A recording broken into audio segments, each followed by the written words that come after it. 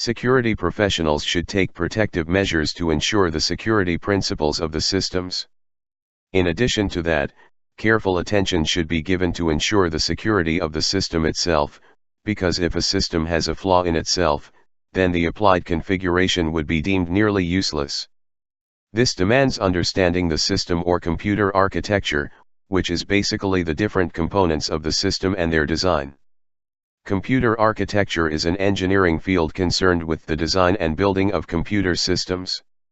It covers the design of several components such as the center processing unit, the memory components, and the communication components.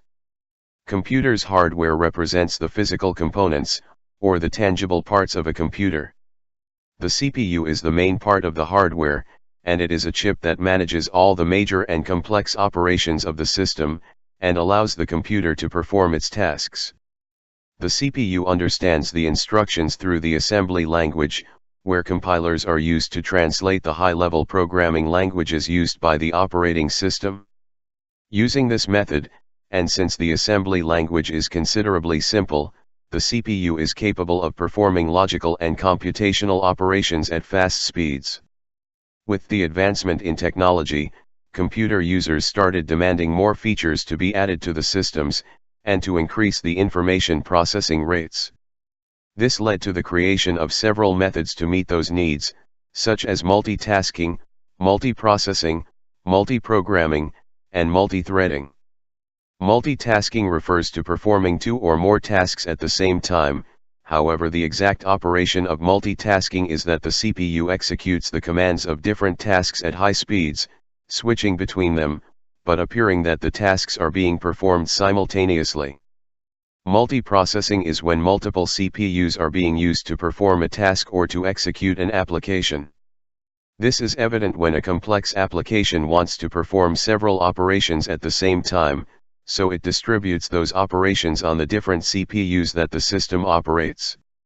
There are two types of multiprocessing, which are symmetric multiprocessing and massively parallel processing. The symmetric multiprocessing is similar to the case described before, where multiple processors are treated equally and are being controlled by a single operating system.